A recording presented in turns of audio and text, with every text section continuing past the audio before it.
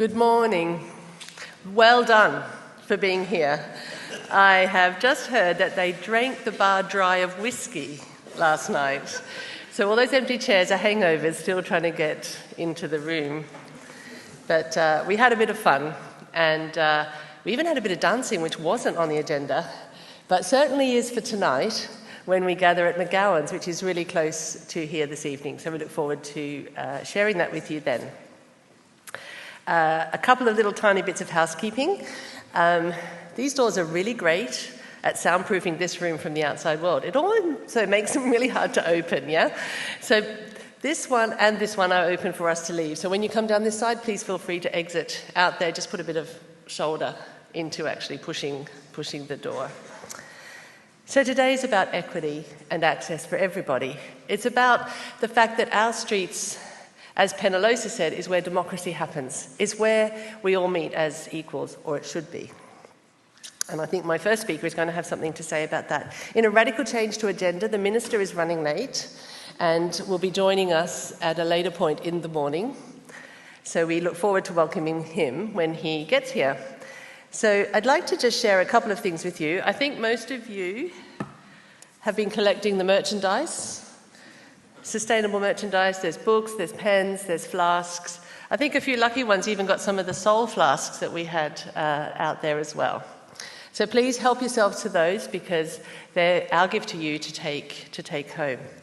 To start this session, I just want to talk to you about a report that we have been delighted to work on with UN Environment and UN Habitat that was finally officially launched this week, though you might have seen it flying around on social media for the last few weeks.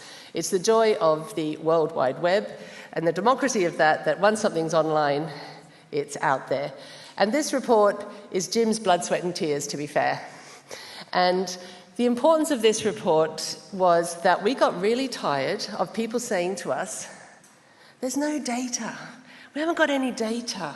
We need data. And people would develop 270 indicators, 37, 147, all these different things. How do we measure walking? How do we understand what's happening? So we decided to go looking in Africa, supported by UN Environment, at what are the data sets that are out there? What can we learn from what already exists? Let's look at the existing sets and learn more about walking from those existing sets.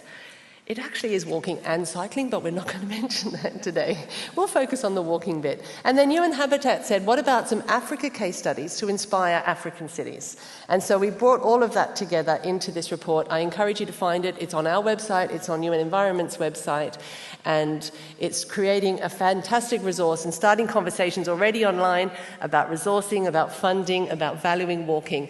And that's what this session is all about. It's about valuing the people who walk every day, which in Africa is 75 to 80% of the population.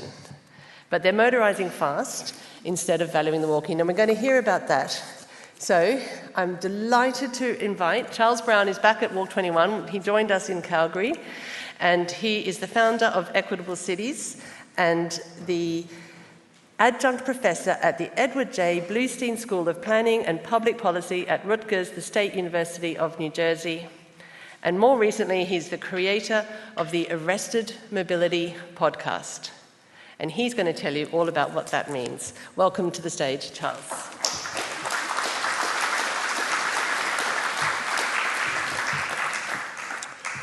Good morning, everyone.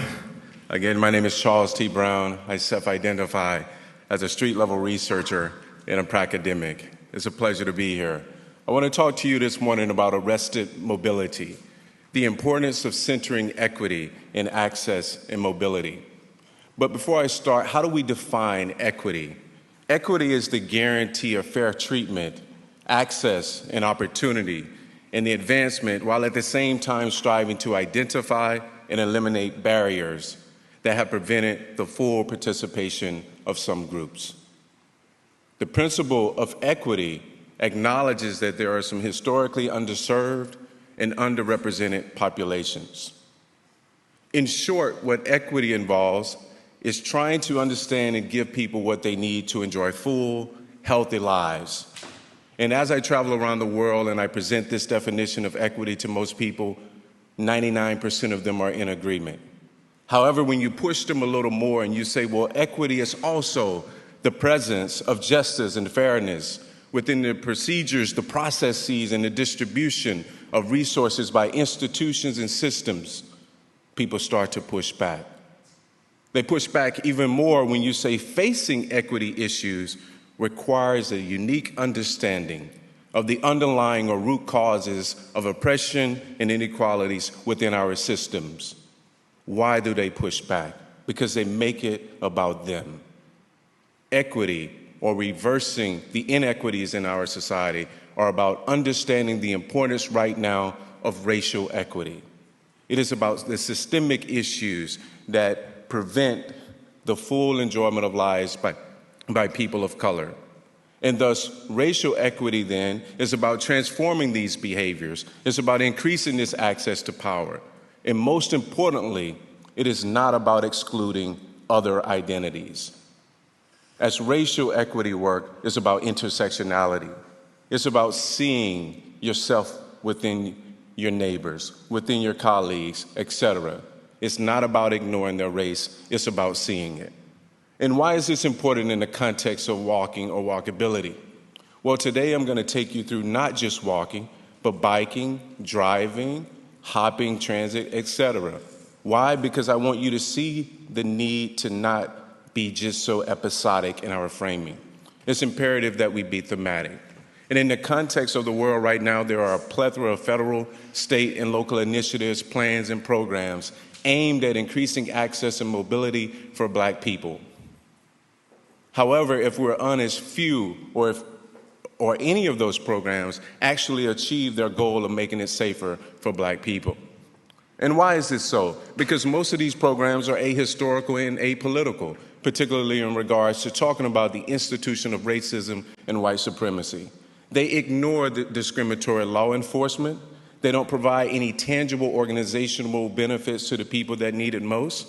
And they are absent as it relates to the unconscious bias and the criminalization of Blackness and, dare I say, otherness in society. So many of them advocate, yes, internally for DEI, but externally, oftentimes it's ignored. And what do they say? As a result of the lack of this, they say it is social determinants of health. This couldn't be further from the truth. The truth is that these are political determinants of health. Political processes got us here. Political processes will take us out of it. And why is this important? Because our mobility has been arrested. What is arrested mobility? Arrested mobility is the assertion that Black people and other low-income and minorities have been historically and presently denied by legal and illegal authority their inalienable right to move, to be moved, or to simply exist in public space. As a framework, what we see here is that arrested mobility stems from four realms of racism: the personal, the interpersonal, the institutional, and the cultural.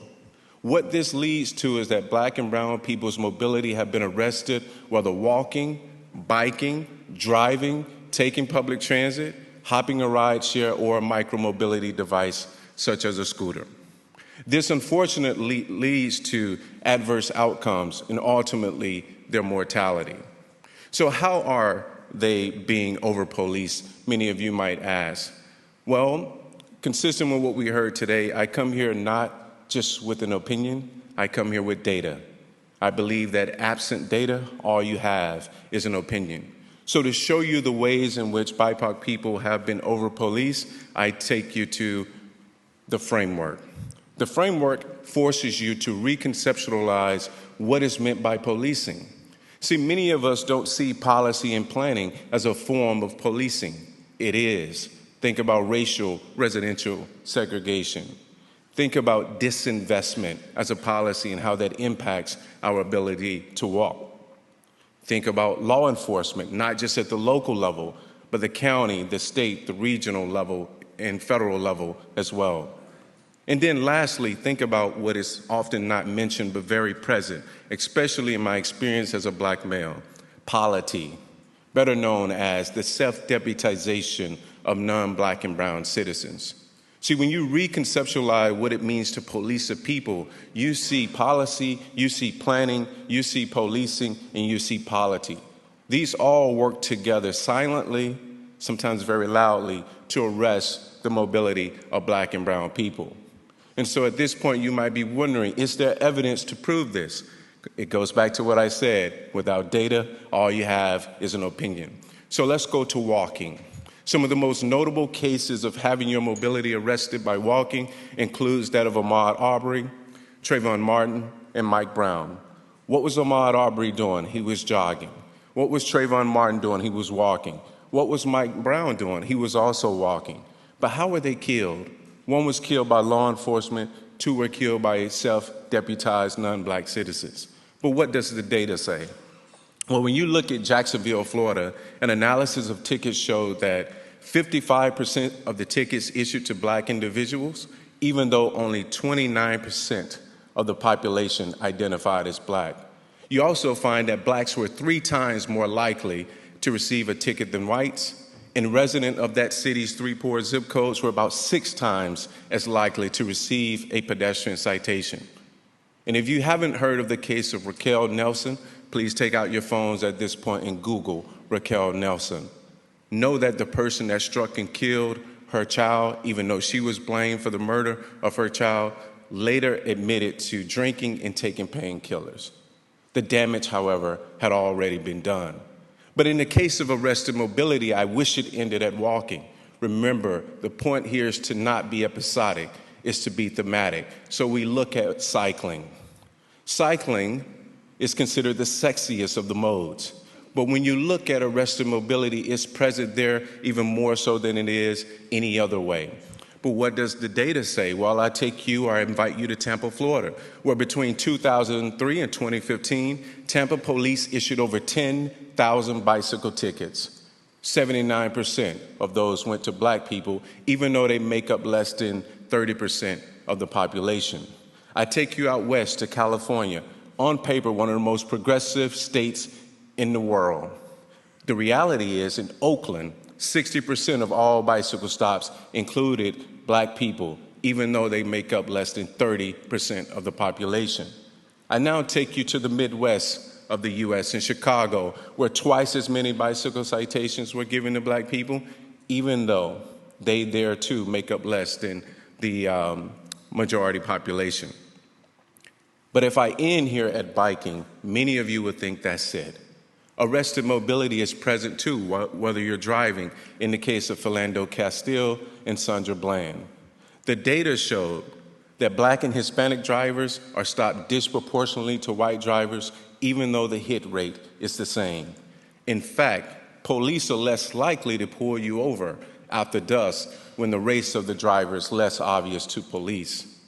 In Minnesota, or Minneapolis, what we found is that a state commission study there found that Blacks and Latinos were 7 times more likely to be stopped by law enforcement in white majority neighborhoods, a sign of your mobility being arrested because you're out of place. In fact, in 2016, 47% of the arrests by the St. Anthony Police Department were of Black individuals, even though the patrolled area is only 7% Black. But in the case of arrested mobility, I know we wish it ended there. Unfortunately, it does not. It also includes the case of Oscar Grant III, who was murdered by BART police officers. The data showed that in New York City, 89% of those arrested for turnstile arrests are Black or Hispanic. In fact, when you include low income into it, the top 10 neighborhoods with the highest number of the highest number of arrests by subway swipe were all predominantly Black or Hispanic. Are they more criminal? The answer is absolutely no. We find when you go to Portland, where there are few Black people, they were still 8 times more likely than whites to be charged for certain transit violations. Thankfully, in Portland, they decriminalized this policy. But in the case of arrested mobility, it doesn't stop in public transit. It also includes hopping a ride share, where, unfortunately, if you are a female, you are driven 5% further than males given the same start and finish location. You also waited 20% longer than white travelers to have your ride accepted on Lyft or Uber. And I've experienced this whether I'm wearing a suit or a black hoodie. Oftentimes, my cab rides are denied. But in the case of arrested mobility, I wish it ended there. Unfortunately, it also includes the case of Breonna Taylor, who was home asleep, or Tamir Rice, a young kid playing outside, having his mobility arrested. So at this point, you're saying, well, what have been the adverse impacts? What are they? What we find is that blacks are 54% less likely to be physically active. This matters in the context of walking. They have lower rates of upward mobility. Why? Because when your physical mobility is arrested, so is your upward and your social mobility. We also find that they have less access to important resources, healthcare, supermarkets, etc. And as it relates to the political environment, you're less likely to be politically active if you can't go to vote. And why can't you go to vote? Because if you lack transportation access, you lack your ability to participate in our governmental processes. And so what we have then is a case of production of transportation injustice. And how does one address an injustice? You address it through justice. So what we have to do is flip on their head recognition injustice, distributional injustice, procedural, restorative, and representational. If it is an injustice now, we make it a justice. And what we ask is, in the case of recognition justice, have you considered the damage inflicted by a lack of recognition or misrecognition? This is the framework one needs to address arrested mobility. You also need, in the case of distributive justice, who has physical access to that park, that street, that trail, etc. Which takes us to procedural justice. Who has influence over the design, the operations, and the programming? See, oftentimes people of color are not included in the decision-making processes, but they're all too often the victims of the very decisions that are made. Which takes us to interactional justice. What makes people feel welcomed or unwanted in a space?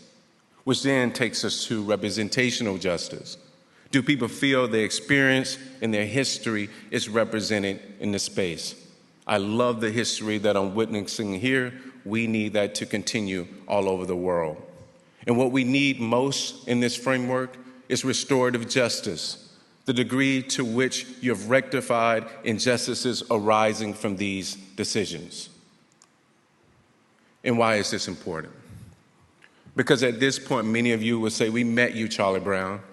We love you, Charlie Brown. We're in the same boat. No, we're not in the same boat. What we are is we are in the same storm. And there's a huge difference. You know why there's a huge difference? Because I can't go to a barbershop anywhere in the world where black people and brown people are saying, we are so tired. We can't go jogging. We can't walk from the corner store. We can't get a normal traffic ticket. We can't have a disabled vehicle. We can't run. We can't walk. We can't breathe. In fact, we can't live. Our mobility has been arrested, whether it's my grandmother in a wheelchair, whether it's my sister on a bike, and that's regardless of the environment. My call to you is to ask you to address the disease of arrested mobility and make walking more accessible for everyone. Thank you for your time.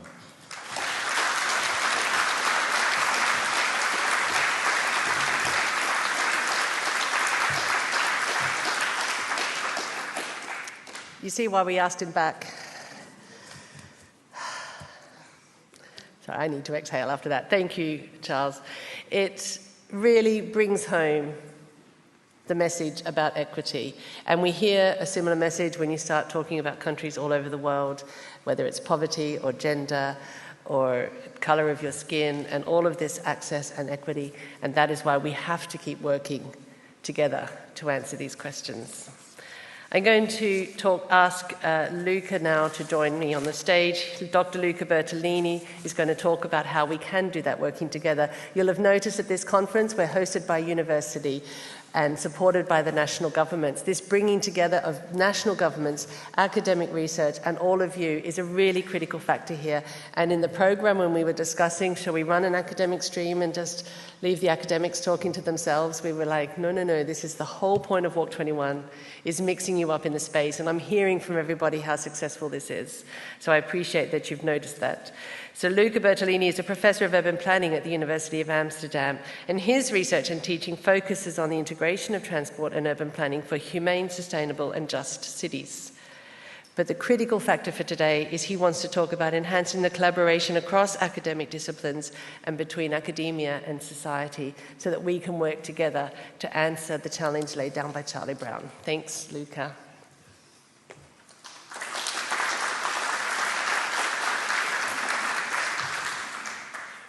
Yeah, thank you. And just to be clear, the greatest speech of the morning you already heard, so relax. This would be, I'm sure I cannot convey the power that Charles conveyed. Thanks a lot. I'm really honored to be here with you today.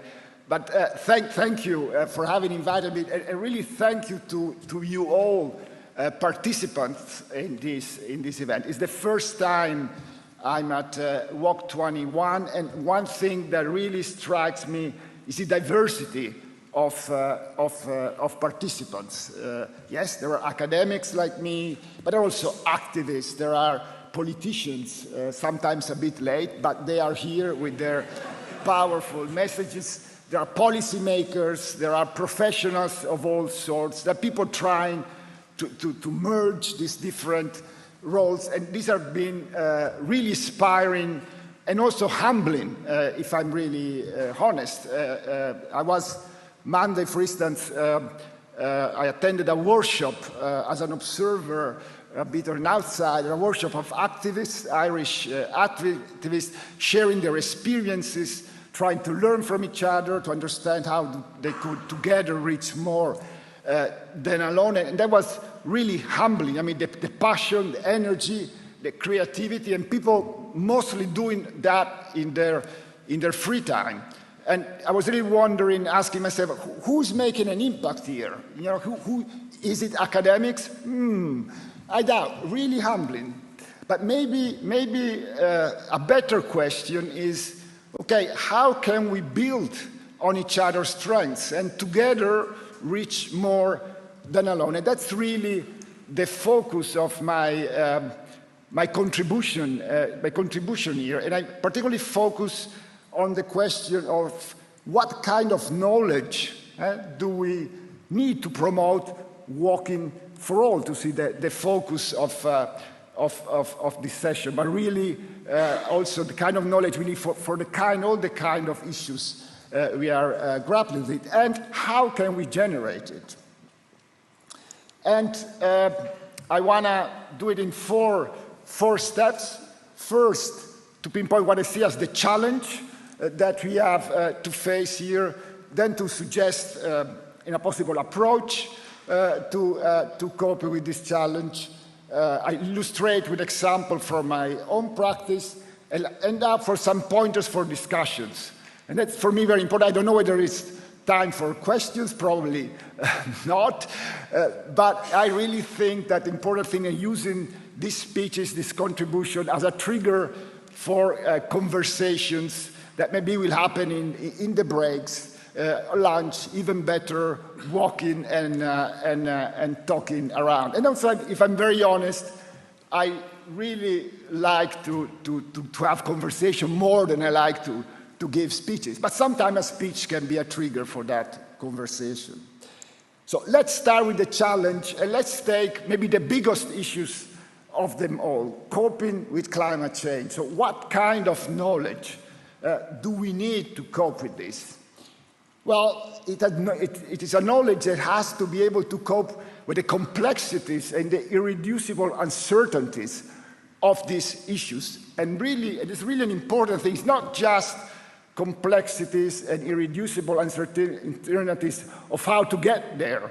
Is it technology? Is it behavioral change? Is it a mix? Which technologies?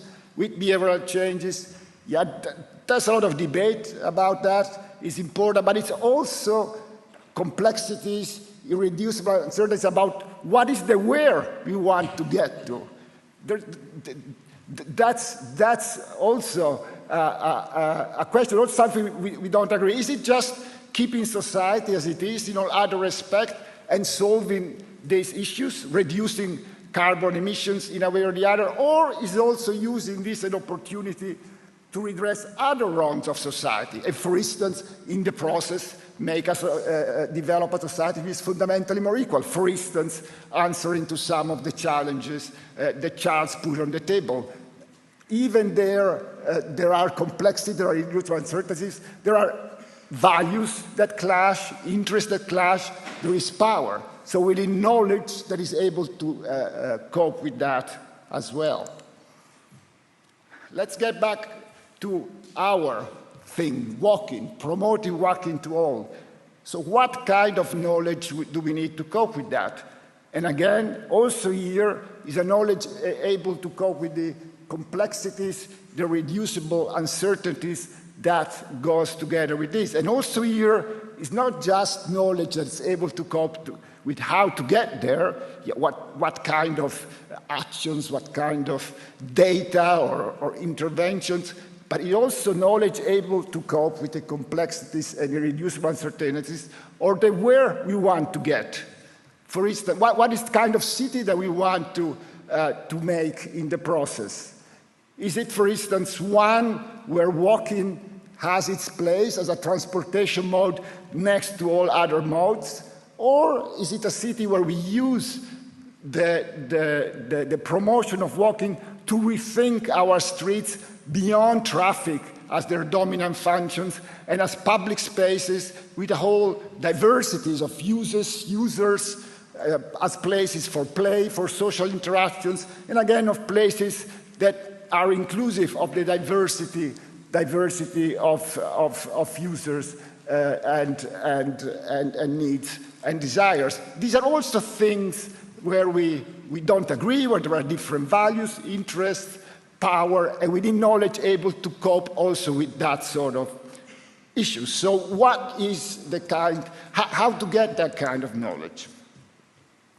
And a thinker that has helped us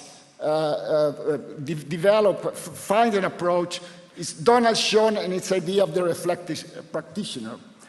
And what Donald Schoen says that in situations like this, situation of complexity, uncertainty, stability, uniqueness, value, conflict, you cannot just rely, he is about professionals, but professionals, I would say, is everybody who cares, who wants to do something about things. You cannot just rely on advocacy or technical rationality. Technical rationality and its assumptions of objectivity and neutrality don't hold. There is also subjectivity. There's also taking sides. You cannot avoid that in this situation. On the other hand, advocacy alone is also not enough. I mean, you can take sides. Of course, you have to win the struggle, but even if you do, there is a value for expertise that has been named that also have to be acknowledged. So what you rather should do, could do, is what he calls a reflective conversation with the situation, which is a process, a continuing process of identifying problems, exploring solutions, progressively, tentatively, and crucially, in interaction with those involved, with the different kind of knowledge experiences that are relevant. So, I heard it also yesterday, what does mean is for research, that we need research which is not so much for practice, but with practice. So that's the kind of research we need, and where researchers are maybe more of a facilitator, what we could call reflective practices, help practices become reflective. On the other hand, have reflections that we might contribute, become more practice, more engaged. It crucially is interactive, is iterative. There's continuous feedback between that world of theory and the world of practice. And how to then make that more concrete. Another thinking concept that helped us come from the field of pedagogy, the experiential learning world, and which has reflected about how do people learn. Now, and in its essence, is captured by a so-called experiential learning cycle. People studying concrete experience, in reflecting, observing what are problems, what are opportunities, what could be solutions. It moves them to developing some concept, hypothesis, what could work, why, what we could do, trying that out, experimenting with it, and learning from that experiment how that could improve impact on practice. Now that's the world of pedagogy. Let's shift it to the world of research and practice. Let's say the practice is rooted in that world of concrete experiences. Science is more in the world of concept, hypothesis, theories, and that is bringing these two together that really makes us learn. So it's not what we see a lot.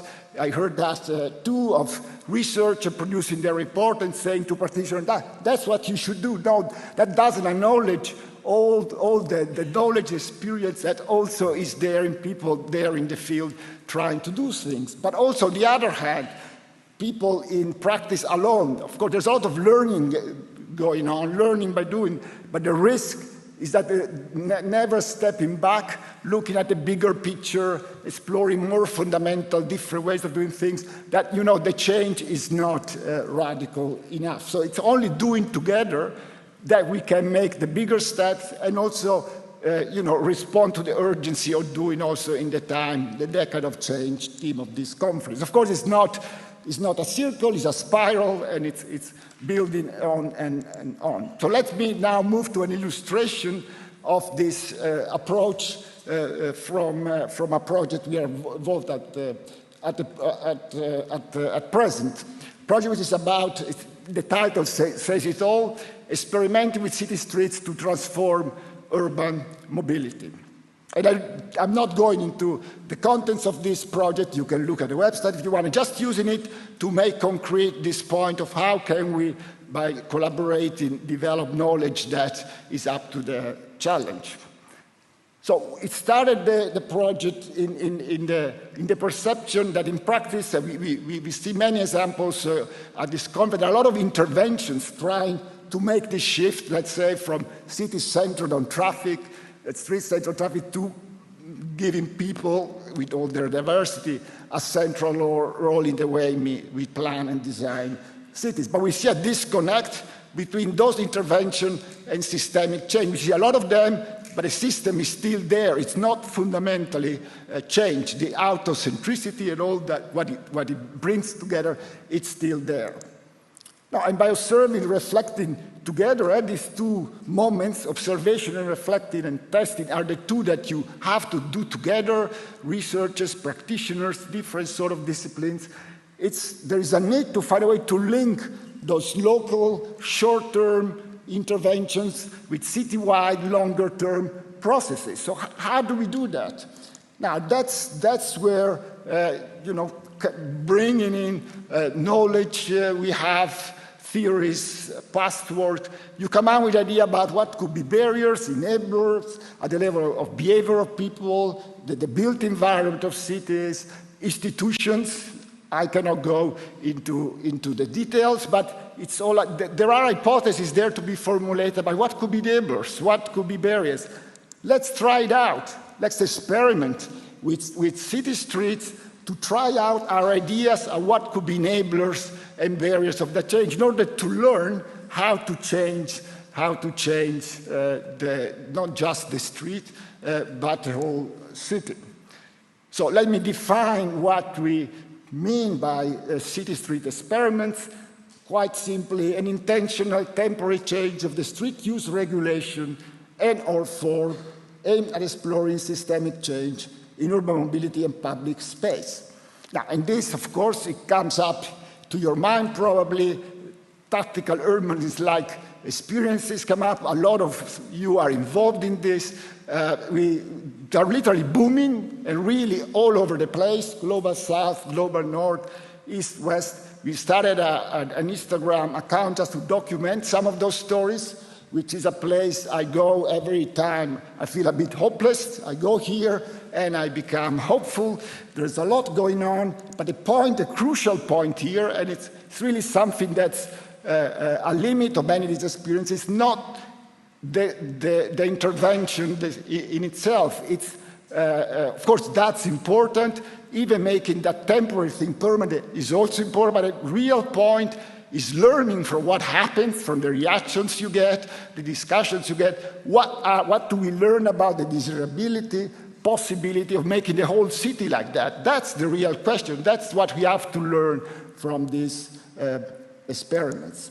So let me close with some pointers for discussion. I think that such an approach has incredible opportunities for academia. It gives us the chance to, our hypotheses, to test them in the real world. I think it provides a fantastic context in where to make teaching much more exciting and effective. And I think that if well done, it can help professionals improve more fundamentally what they do and help us as a society to explore solutions for complex problems.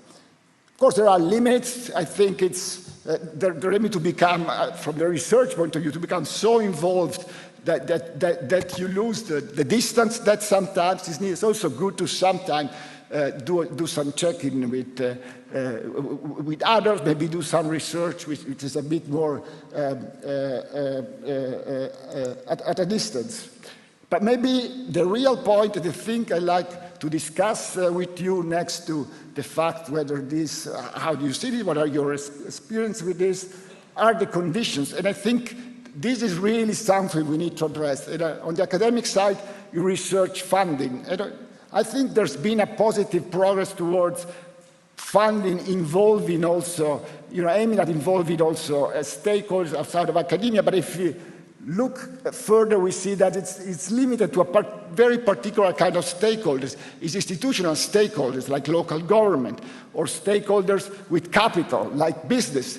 These programs, European programs, national programs, hardly allow involving people like activists or artists that don't have materially software to offer, just the other way around. They would need to be funded to be able to participate. And we really lost some crucial knowledge by not allowing that. A lot of these programs also are not really open-ended, open to, to the kind of exploratory approach that I'm suggesting here.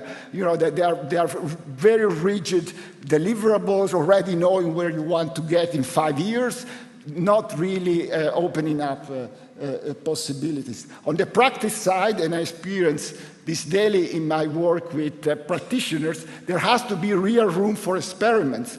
Experiments, again, are there. The point is not failing or success, is learning from them. But of course, it's easy to say as an academic, politically, a failed experiment may be a big issue. How can we really be open to learning? And we had some beautiful examples here of really perverse effects of interventions or surprising results that open up whole new possibilities. How can we get that back into practice? And of course, in both fields, we need an organizational setting where this is encouraged. I had a conversation with Charles about that, how that might not be the case. So that's it, and really, what I really hope that these are some pointers for a conversation, for talking, and even better, maybe for walking and talking. Thank you.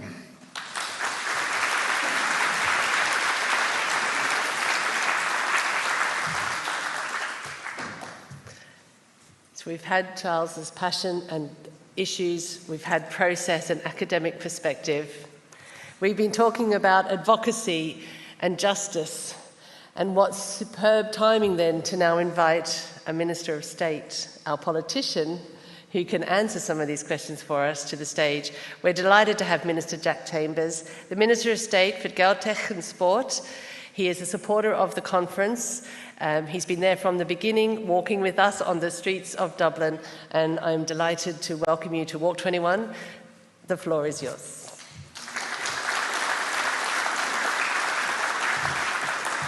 Thanks very much, and delighted to be here in this beautiful campus in Grangegorman. And good morning, everybody, and I'm delighted to address you. The topic of this morning's session, ensuring equity and access for everyone, that one that is very close to my heart. Since being given ministerial responsibility for the sports portfolio in mid-2020, my overarching policy aim has been geared towards a sport for all approach. I live beside the Phoenix Park here in Dublin, which many of you would know, and we really see that active society being built, particularly during COVID, where I think there was a step change and a catalyst in people really enjoying and in experiencing their surrounding, and something that I think we need to strengthen over the coming years. Walking, running, exercising, but that we're building that broader participation in society, which I think is really important. No sport, or indeed a recreational activity such as walking, should ever be preserved for a chosen few or for those fortunate enough to have an abundance of sporting and recreational infrastructure close by. Accessibility and equity are two core principles that must always guide our policy approaches to increase physical activity levels across our population. There are gaps in this context that need to be closed, and we are working hard to ensure that we do. And I believe we are making progress here in Ireland, but there is certainly no room for complacency. Increased participation in sport is a key objective of this government. In the pursuit of that objective, we are totally committed to a sport for all approach, aimed at ensuring that all persons have the opportunity to partake equally in sport and physical activity, regardless of age, social economic status, disability, or membership of, for example, the LGBTI plus community, the traveller community, or other ethnic minorities. This is also tied into our work on ensuring that our national sports policy adheres to Sustainable Development Goals as outlined by the United Nations and output at European level from the Council of Europe and the European Union. Of course, the task of ensuring equity and access for all is not just a problem for those of us living here in Ireland. Working together internationally through events and conferences such as these, it is a vital way for us to share best practice and learn how we can effectively tackle these problems, which are shared right across the globe. Officials from my department, as well as representatives from academia in Ireland, attended a recent health-enhancing, physical activity-focused conference in Nice that was organised by the World Health Organization. Important and valuable insights were obtained from that conference in Nice, which will definitely help us to better frame future approaches to promoting the physical activity message here in Ireland. This is especially true in the case of work now underway on the development of a new national physical activity plan, which we're aiming to complete next year. And I chaired a sports leadership group last week, including representatives from my own department, Sport Ireland. I know Una May attended the conference yesterday, and as well as officials from the Department of Health, we're keen on updating our national physical activity plan so we underpin that with best practice, with the evidence and the science. In the meantime, we will be working closely with our partners here in Ireland and also from overseas, and we'll be taking on board the lessons and insights from conferences such as Walk21. Last November, I launched a national sports action plan from 2021 to 2023, and the plan outlines over 40 specific initiatives intended to ensure that the sports sector's continued recovery from the impact of COVID-19, its development over the next 3 years, and the actions required to achieve the targets of 60% of the population participating in sport and physical activity. And walking is a key element if we are to hit that highly ambitious target. And despite us seeing increased participation maybe visible in our communities during COVID, the data has shown, in fact, that participation levels have come back and have lowered from pre-COVID levels. And one of our core initiatives over the coming weeks, we have a new winter initiative which we're launching, which is to really drive that active participation during the sedentary periods where we know as the evenings get darker, people are less likely to exercise and be active, and really to drive local initiatives so people get that opportunity opportunity to participate and maybe reset their lifestyle so that we can drive towards that target of 60%, which is a key ambition for government. The plan focuses on inclusion, diversity and equality, and includes targets for active participation, social participation, governance and high performance sport. These actions will help Ireland to achieve our sustainable goals, in particular actions 3 and 10. We're also engaged in a project to map this to our national sports policy. Sport is an essential part of a healthy lifestyle and people should be able to participate in it at all levels. An important aspect of this will also be ensuring that women are better represented in the boardroom, and we've set a target of 40% of the boards of our sporting organisations being female by 2023. This is an ambitious target, but we need ambition as we seek to tackle these enduring and persistent challenges. People can be inspired, their lives enriched, their enjoyment enhanced and their quality of life improved as a result of their own active or social participation in sport and as a result of success by our top sports people in competition. And we know from research that sport brings really important social benefits and delivers very significant healthcare savings. We've also recently launched a new Disability Sports Club Fund, which responds directly to a commitment we made in the National Sports Action Plan.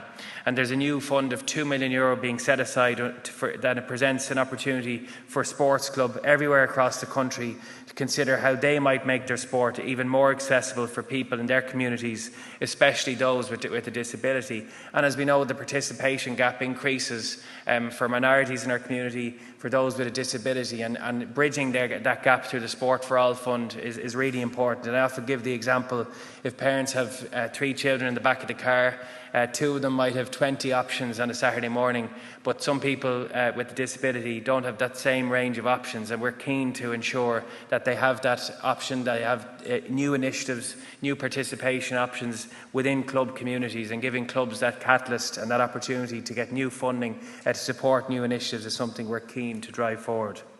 It is appropriate that I should take the opportunity this morning to publicly recognise the brilliant work being done by governing bodies, by volunteers and by many people in our community who have been delivering programmes across the disability sector, our Women in Sport programmes through the Dormant Accounts funding.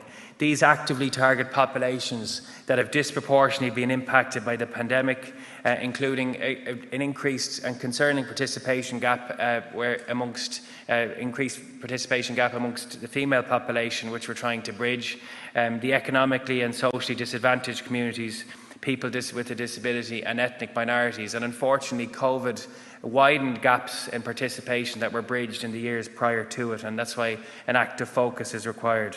Sport Ireland and I recognise the wider societal and structural and systemic challenges faced by marginalised groups in Ireland, which I know is mirrored across other countries in the world.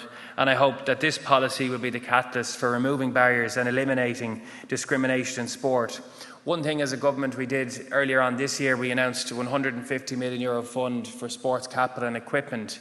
And in the assessment criteria, we were very clear that clubs that embraced better female participation scored better. Those that were in more socially disadvantaged communities scored better. So we were trying to bridge the participation gap through our investment in capital infrastructure.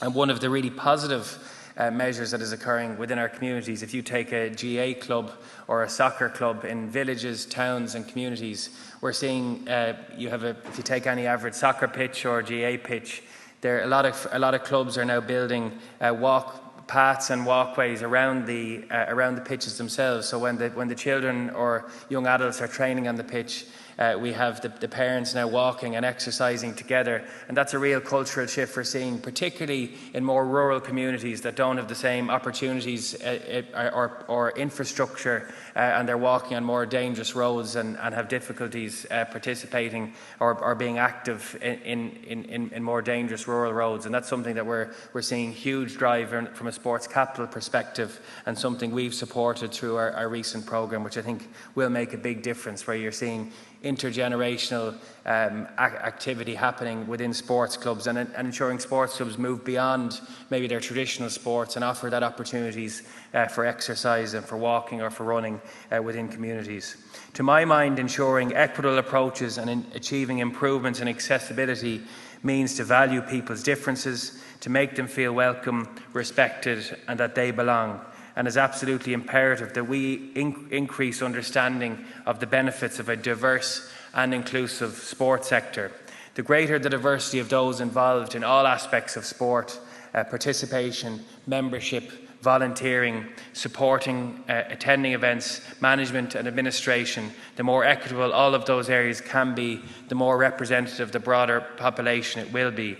And as sports minister and also as a medical doctor, I want to push the really positive message around walking as a physical activity that can really benefit people's long-term physical health and mental well-being. It can be a lifelong activity, it's free, and there are opportunities all around us to participate. Walking is such a sensible and easy thing to do, and yet there are clearly various barriers and challenges that I know you've referenced that prevent more people from taking it up. Some of it has to be with the lack of the right infrastructure in the right places, and something I spoke to there, which I think we're trying to bridge in the context of our Sports Capital programme. Other issues probably exist around how the benefits of walking are being explained or communicated to the general population. And this conference sets out to give us some answers on how to eliminate those barriers and better address the challenges. And it is a chance for you to come along and share your experience and insight with a domestic and international audience of experts across a variety of disciplines. And I'm looking forward to hearing the details and outcomes of your discussions today and for the other days of Walk21. This is a world-renowned conference, and the fact that we are hosting it here in Ireland this year is a great coup for the country and for those who love to walk. It presents a really brilliant opportunity for participants such as yourself to help shape our future physical and social environments. Each and every one of you present today has the unique chance to make that proverbial difference. We know that more people should be walking, but yet there are so many who choose not to do so. Why is that? What do we need to change, or do we make walking that proverbial no-brainer? That's the challenge to be faced, and I trust that everyone here will rise to that challenge. And just before I go, I want to acknowledge my colleague, Deputy Neasa Hourigan, who has been a big supporter of this conference, and other public representatives who might be here who I haven't seen. But I really hope you enjoy and cherish this important event, and it's great to see it back after the 2 years of COVID in a physical environment. And I wish you all a very enjoyable time here, and I look forward to your outcomes in the aftermath of the conference. Gur míle maith agaibh go léir.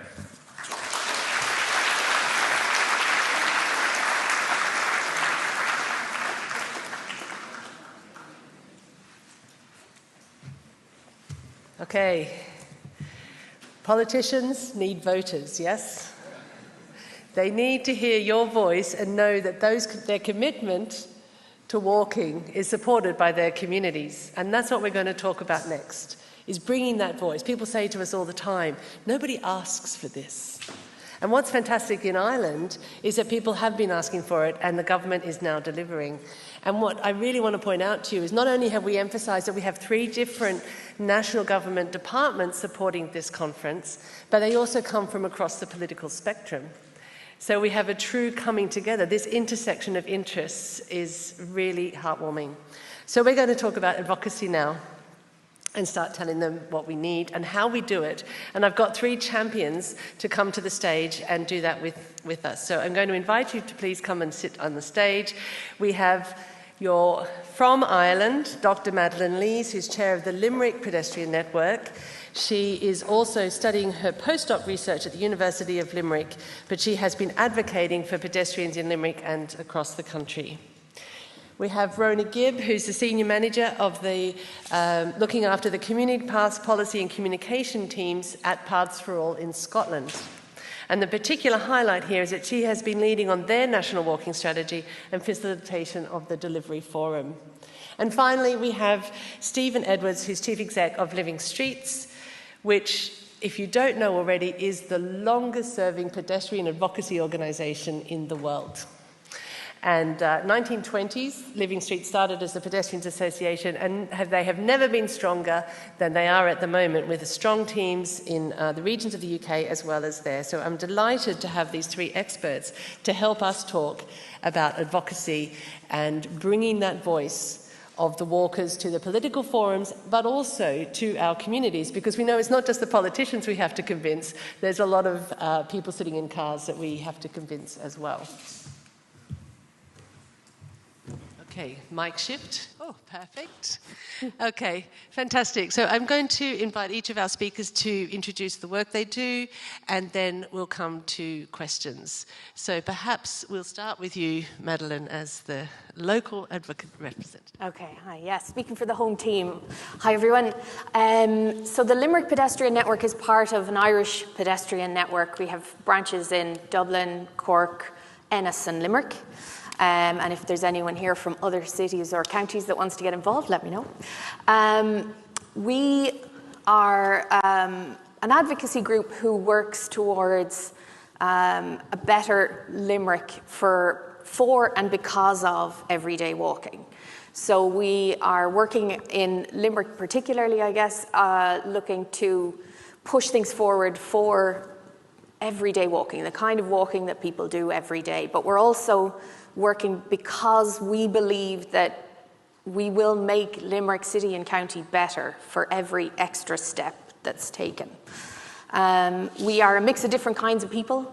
We are fully voluntary, and so the work that we end up doing kind of comes out of the interests of the people who do it, because that's what it depends on. I've tried as chair to push us to do things I know we should, but we aren't interested in. It doesn't work, so we have to kind of map out where we're going that way. So we do a mixture of kinds of activities. We do an awful lot of local advocacy around policy. Some of our branches are really great at research and have done fantastic research projects. We also do a lot of national level. I sit on a lot of committees. And we also would do direct action where necessary and where fun. And we don't have to do too much of that, but they know we can do it, so that helps. And we're motivated by a kind of belief that we are kind of working at different scales. The hyper-local, so this path needs fixing. By the sort of city-wide and county-wide level, we sit on county boards and try to kind of fight at county level for management plans to change and things like that.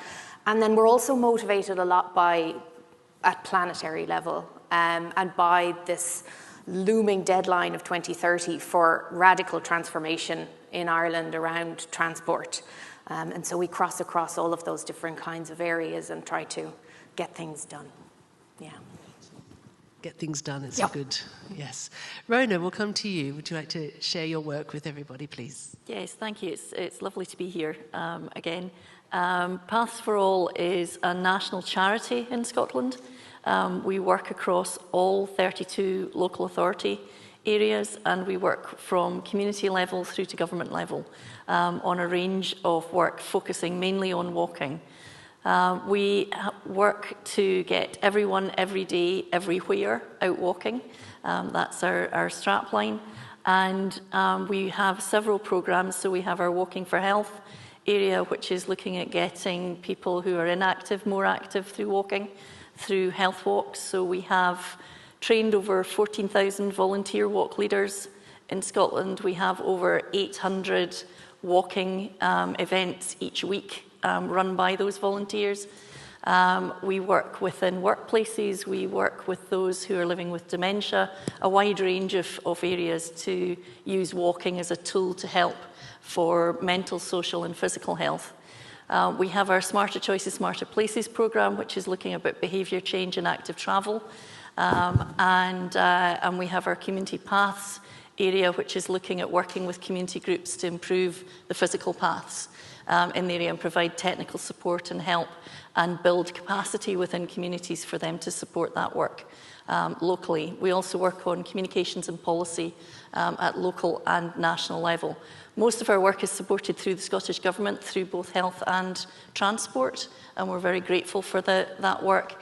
And we will talk to and work with anybody on walking wherever we can to advocate for that work.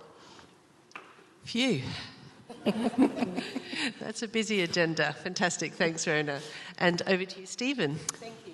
Well, first of all, thank you for inviting me here today. I'm absolutely honoured to be at this conference, and I think yesterday's panels were fantastic, and looking forward to an equally great day today. Living Streets is the UK charity for everyday walking. We do lots of different work with communities across the country in the UK doing behaviour change projects, working with government at a local level and at a national level to advise on changes to streets. But at our heart, we're very much still the advocacy organisation that we were when we were first established back in 1929 by Tom Foley. And I think it's worth reflecting quickly on the changes we've seen since 1929. When Tom founded us as the Pedestrians Association almost 100 years ago, many of the things that we now take for granted were not there. So there were no marked zebra crossings. There were no speed limits in urban areas. There were no tests for drink driving. There were no tests for drivers at all, and there were no rules of the road in the form of the highway code. So it was almost like a wild west in which the car was king and the pedestrian was kind of struggling as car numbers increased. And Tom was very prescient in seeing the dangers of the car and thinking about what we need to do as a society to address those. And he was very good at carrying communities along with him and thinking about what the needs of those communities were and working in partnership with them locally and nationally to deliver change which has really been transformational for both the UK and I think for Europe as well, thinking about how some of these changes that he took on have been adopted in the wider world. If I fast forward to today, I think the world is a very different place. Car numbers have increased significantly. Back in Tom's day, there were 6 million cars on the road, which is still a lot of cars, but now there's 40 million in the UK. The nature of our places have changed significantly. So we have far denser communities, far larger commuting distances, and everything is not on the doorstep in the way it would have been in Tom's day. But we also have far diverser communities as well. And I think it's incumbent on us as Living Streets to change as the world has changed. And I was really struck by the comments Charles made, because that is really at the heart of the journey that we're going on at Living Streets. We realise that it's too often communities of colour, lower socioeconomic kind of communities, kind of disabled people that are the ones who our streets don't work for. And whilst we have come a long way, we are not complacent about the change that still needs to take place. Our pavements are still broken and completely knackered in places. There are not crossings in the right place. Our pavements aren't wide enough. So there's a lot of work that still needs to happen if we are to transform our streets properly and deliver for all of the communities of our country. So we are on that journey at the moment, and I'm really looking forward to talking a little bit more about it today. Thank you. I think that's a really good thing to recall. Every time we cross a pedestrian crossing or you take one of your children to get their driver's test, a pedestrian made that happen. An advocate for walking brought those things about, and it's really great. And what I'd be interested to discuss with you now, because I know that the lifespan of Living Streets over time has waxed and waned, and I worked there very briefly, and when I joined there was 3 or 4 people in a room, and we brought 3 or 4 more people in, so suddenly we were a big organisation at 8 people, and now you have about 80 people? About 100. There you go. Wow. And so the fortunes have waxed and waned. And we spend a lot of time talking about the sense of value around walking versus just creating opportunities to get people out and about in their communities and on their feet. So I'd like to tease this out a little bit. What was that sort of shift in value, or was it just about creating opportunities that brought that about? So if you could perhaps start with you, Stephen, because I feel this is something that this arc that Living Streets has been through. Is it more about getting political attention or about creating those opportunities to grow that community base? I think it's about both. First of all, walking and cycling, I'll come back to cycling in a minute, have got increasing political attention over the last 10, 15 years. And we heard a lot yesterday about the reasons for that. Walking has got tremendous health benefits. It's good for our communities. It's good for our economies as well. I think politicians have started to step up and take notice that walking is really the miracle cure that can make a difference to our environment, to our health, to our economy. So there's a strong economic case for walking. And we do lots of behaviour change work, getting communities out walking. So we work a lot with schools, convincing and enabling more children to walk to school. We do lots of work with older adults. My colleague Anne is sat in the second row there, and she's going to be talking later on this afternoon about some of the work we do with older adults, getting them kind of walking more in their communities. But for me, it's not just about that behaviour change project. There's almost a golden thread through it in which you get more people walking, but we're also at the same time looking hard at the streets and thinking what needs to change in our streets to enable people to walk more. So when our project finishes, when we move on, people are still walking and that habit is sustained. And that is both about the long-term habits, but it is also about changing our streets to make sure they work for everyone. It's about the things that I was just talking about, the better quality pavements, the crossings in the right place, the right width as well. So I think you have to combine both if you're really going to deliver that long-lasting change. Yeah, great. Thank you. Rona, do you want to pick up on that then? Because you are one of the countries to have national investment and national strategies, and you have driven that change in Scotland. And how do you see that reflection, that balance between getting attention and value and delivering actual physical opportunities or behaviour change on the street? I think we've been very lucky in Scotland. Our minister yesterday mentioned about our access legislation, which came in the early 2000s, and that was about responsible access to most land and inland water. So there's a premise in Scotland around that, getting out and about. And from that, it was actually from the politicians that the National Walking Strategy came. So that wasn't something that had been discussed. There had been an earlier version which had sort of sat on a shelf, but it actually came out in a speech and surprised everybody on one occasion, so which was great. And then we all had to rally round and make sure that was delivered. So we've had very, very good political support across all parties in Scotland for delivering on walking. And I should say, we talk about walking and wheeling, and I know our minister yesterday mentioned wheeling, but didn't actually expand on what that is. And that's actually about wheelchair users or mobility aids. So we look at walking in an inclusive way and don't look on disability access as a separate issue, and this is part of the whole package. And I think the delivery and the value of walking has been seen, and certainly since we've had the National Walking Strategy, which we launched in 2014, we've now seen walking being built into a wide range of policy areas. And I think in one of the workshops earlier, I think something was mentioned around 18 policy areas that walking's in. I think we can probably beat that. There's probably a lot more. We have a lot of policies. But I think the challenge is still taking those policies and delivering on them and getting the delivery to actually happen in a lot of areas. But we are pushing at an open door. We are working with communities who are wanting to improve their environments, improve their areas, get people more active. And we've also got politicians who are wanting to see that happen.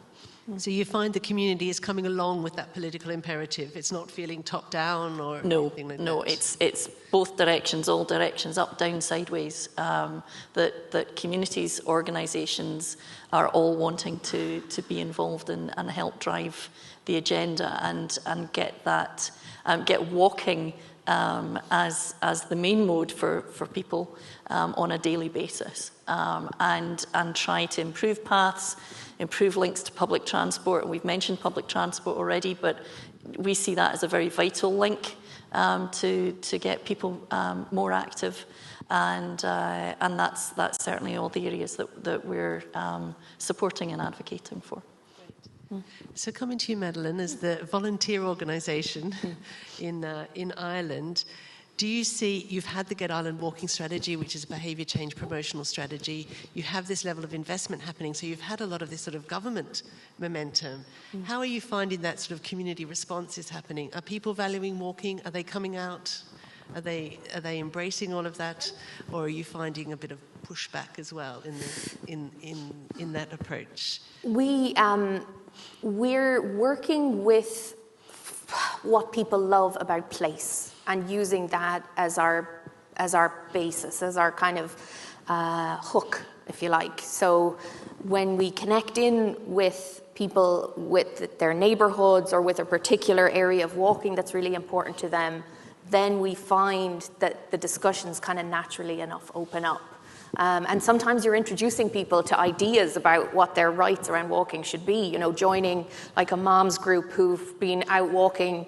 There's all these groups where new mothers meet to try not to go crazy with little babies, and we all walk around and you kind of go, you join them and you say, you know, look, that woke up your baby, you know, the noise and fumes around here, or we all had to wait 10 minutes to cross this bloody road, and suddenly you're kind of getting people on board. So we work with we work with people's love of place and their own perspectives. We meet them where they live, I suppose. So our project that we've kind of got as a thread running through the last couple of years, we only got started in 2019, so a mere 90 years after in the UK. And we've been working around a project around the 3 bridges in Limerick. Limerick is a city on top of, around a river. And you've seen probably the Liffey here in Dublin. That's basically a stream in comparison.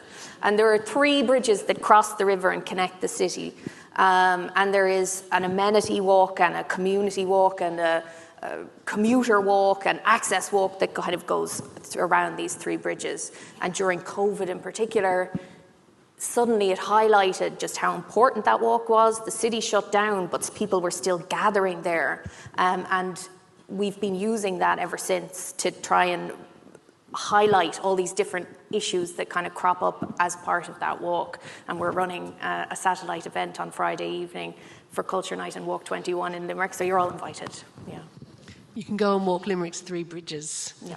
Okay, I want this to be a really helpful panel for the audience as well, in terms of if there's any people sitting out there thinking, I want to go back, I want to become a pedestrian advocate in my community, I want to start to be that voice. As the youngest one here, because Stephen stepped into an organisation that is well established. Rona has grown her organisation, again with lots of support, but what's that from each of you? What's that little gem? What's that key to success to inspire for somebody in the audience? And I'm sorry again, we are tight on time for questions, but all of these people are available for your questions after the panel. But let's give them all a little teaser about where to start or how to grow. I might start with you, Rona. You could tell your round and round government story if you like. I've worked in this field for over 30 years.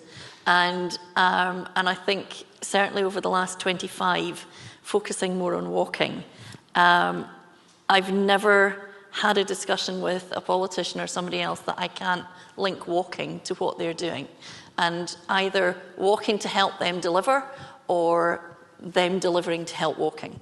So don't be challenged by, your politicians. You can find a hook for walking with whatever it is they're doing, whether it's economics, whether it's transport, it doesn't matter. You will find a hook in there for walking and what you're doing.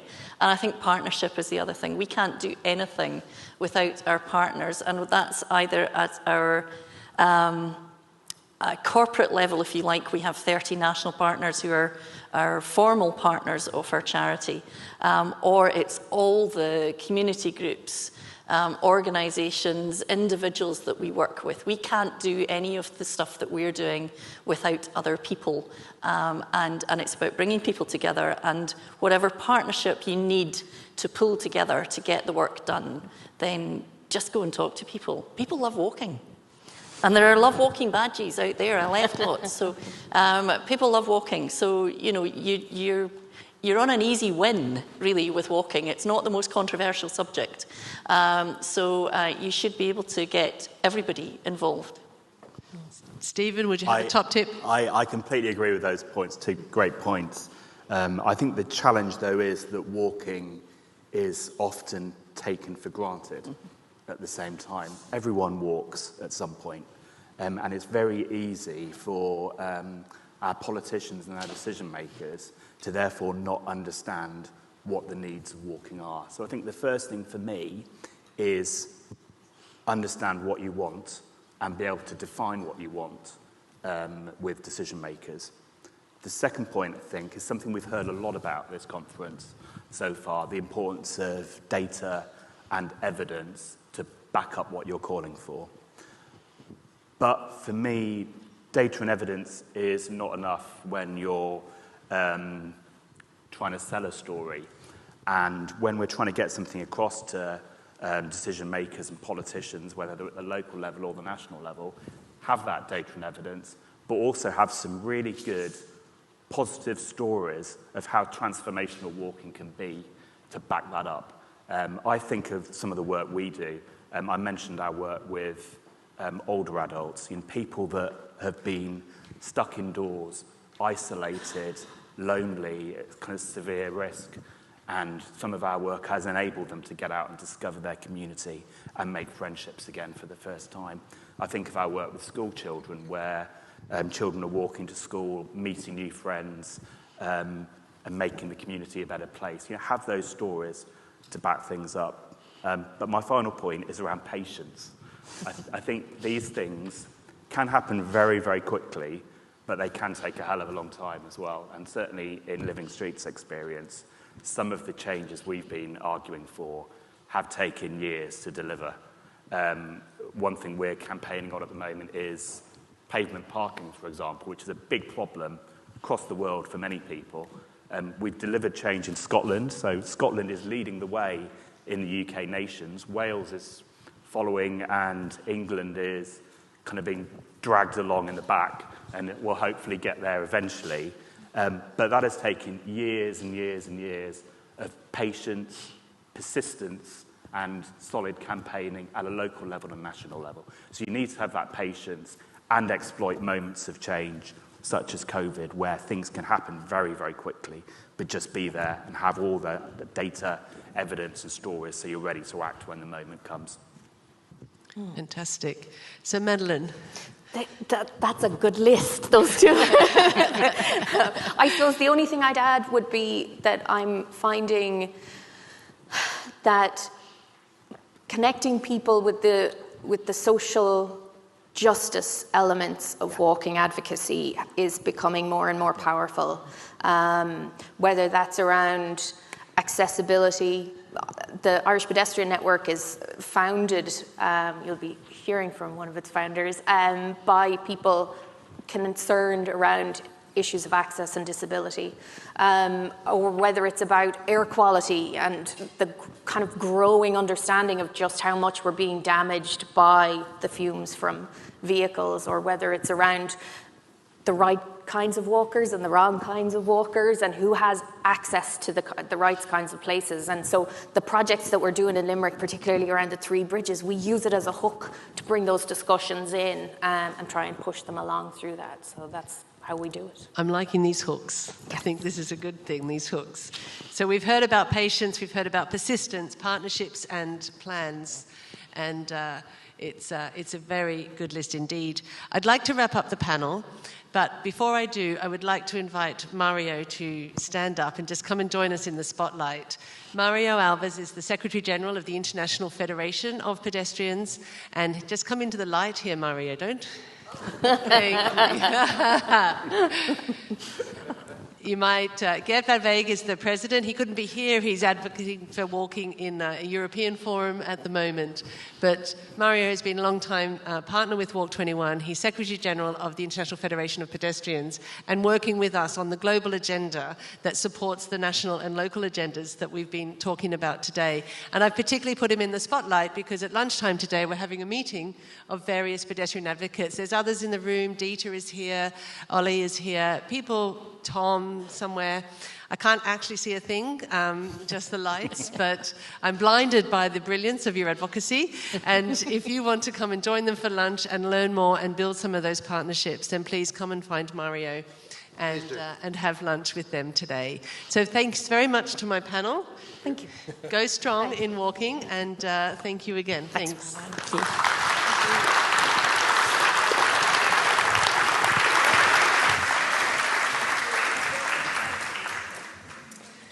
So now we are going to finish this morning's conversation almost where this conference started. And I'm delighted to invite Neasa Hourigan and Edith. Great. Yeah. Edith Toomey up onto the stage. Please take a seat.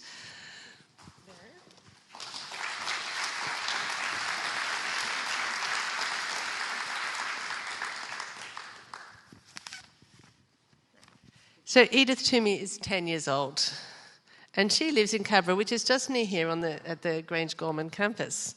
She goes to a local school, she spends time with her mum and her dad and her younger brother and sister. And she is very vocal. She's been a white cane user since the age of 3, and she is very vocal about explaining to people in Dublin what life is like for someone with a visual impairment on the streets of inner city Dublin. Now, we've all been walking around those streets, able-bodied, sighted people, and they're a challenge anyway, so I'm looking forward to hearing from Edith.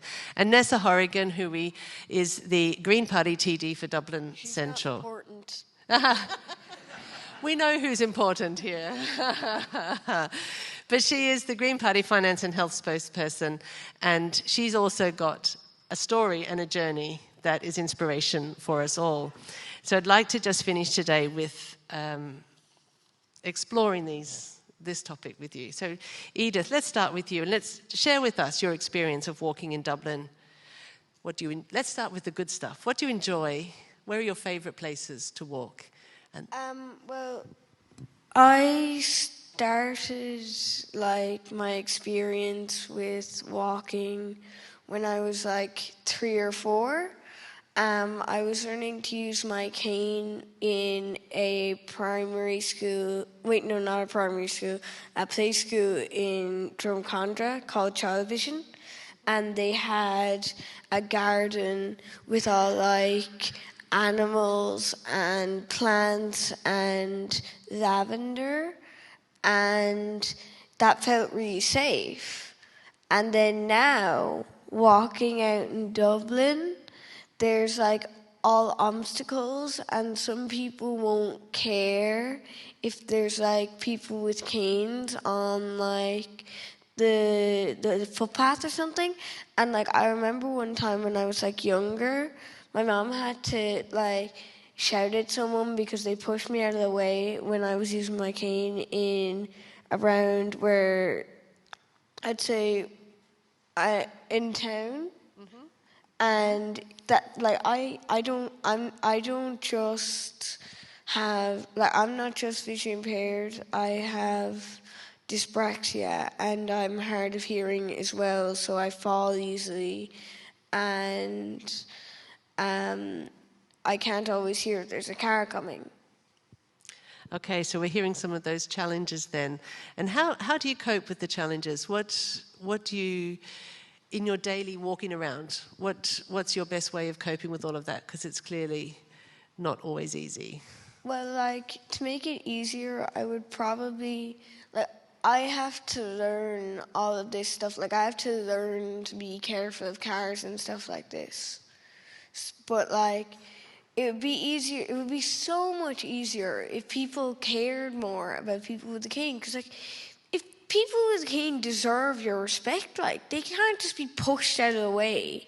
Like, Tuesdays are difficult, aren't they, because of the bins? Oh yeah, Tuesdays with their bins, because some people are just like the bin companies, and some people will just leave the bins in the middle of the road and the footpath, and then sometimes they'll blow over and there'll be gross banana peels, because I hate bananas and like no.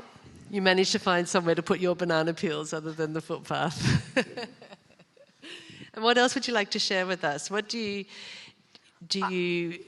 want to happen? What's your ask of either people or your local authority? I want people to show more respect to people with canes, because like it's not cool to just push someone out of the way, you know? Yeah. And it's not just when you see them either, but it's all the time, remembering to keep the footpath clear so that... Yeah. Like I have a dog. I recently got my dog a few weeks ago, and like we clean up after him. But some people just don't care, and they just let their dogs just like pee or poo on the ground, and they don't pick it up. Like we clean up after our dog, but some people don't, and like I will like be going along with the cane, and sometimes I won't see it, and then the cane will get like dog poo on the tip of it, and then like I have to fold this up, and then dog poo will get all over my hands, and it's just the worst. It just gets worse and worse. And when you're at school, do you find, like in parks and in your school playground and things, is life better there, or are there things... It is, like, they're getting our yard done up, which is the good thing, because, like, there'll be more obstacles, of course, but it will be more fun. And, like, I have absolutely great friends there. Like, my friends were wishing me good luck at this conference. They always were taking care of me. They're the best friends I could ask for. Perfect. Is there anything...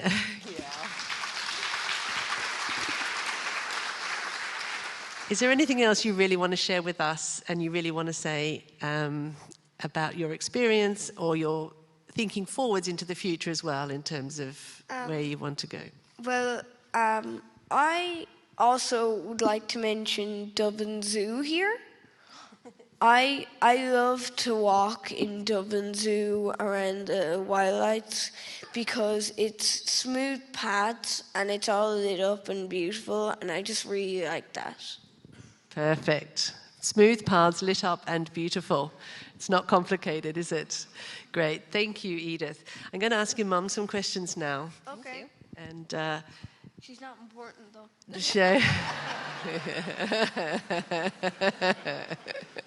We'll give her a moment. You stay humble in my house.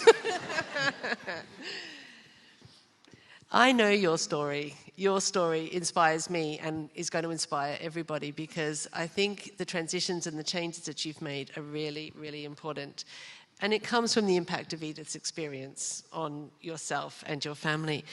So could you perhaps share that story, your personal journey and the political journey that you embarked upon? I should probably admit that I come from a place where I should have known everything about sustainable communities. I actually taught in DIT, now TU Dublin, for a while in architecture, and I was a specialist in private practice as well in sustainability and sustainable communities. So I knew what sustainable communities are meant to look like in their kind of pristine form.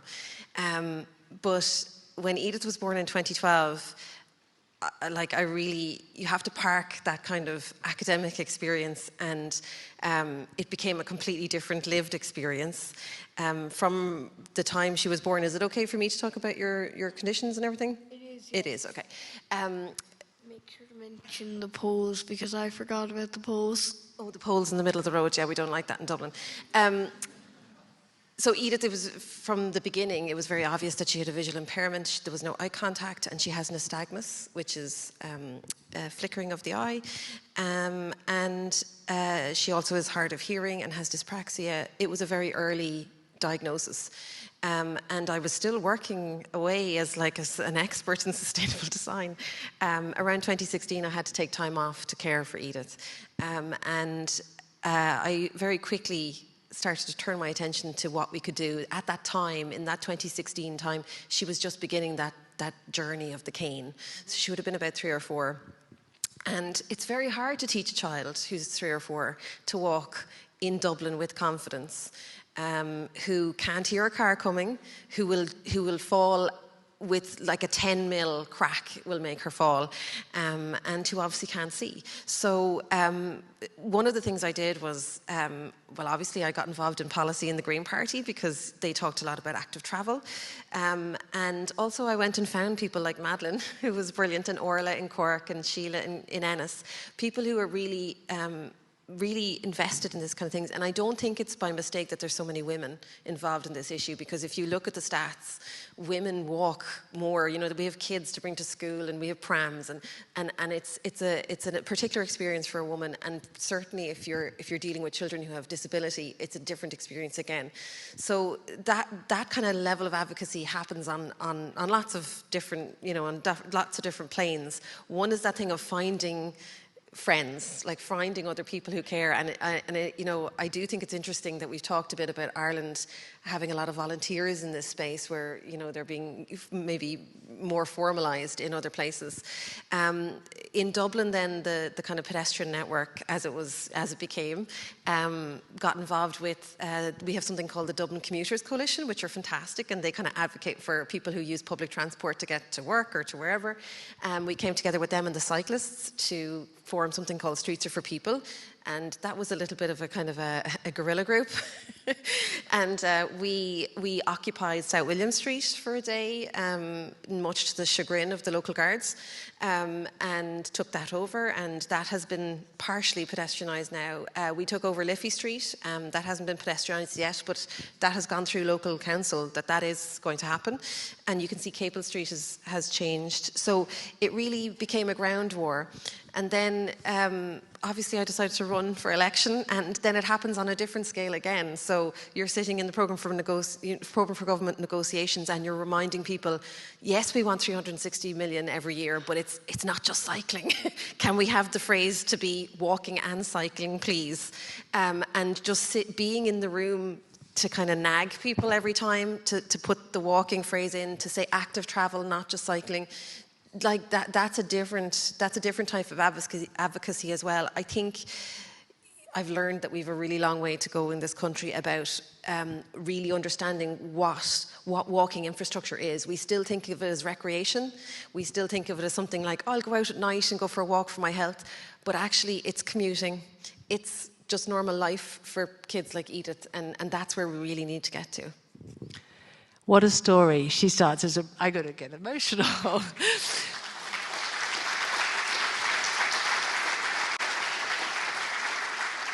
Let's all remember, as the professionals that we are, professional, mother, advocate, guerrilla, politician, and you're making a change every single day, inspired by Edith.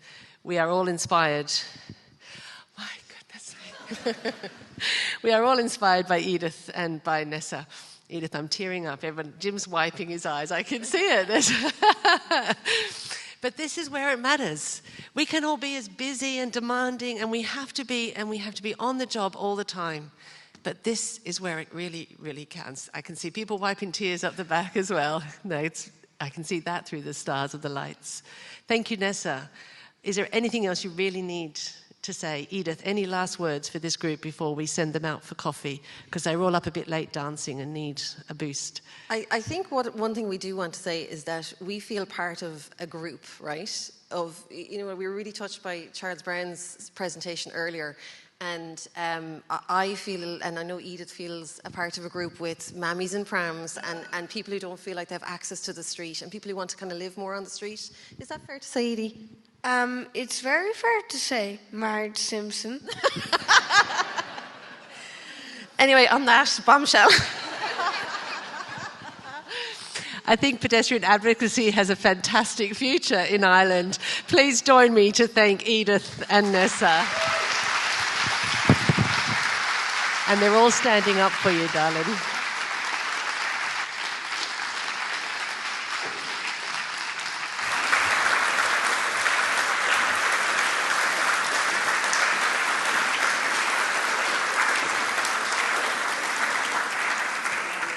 And with that standing ovation, I'd like you to know that Edith's grandparents are here today as well. They didn't want to miss the opportunity to see this moment for her.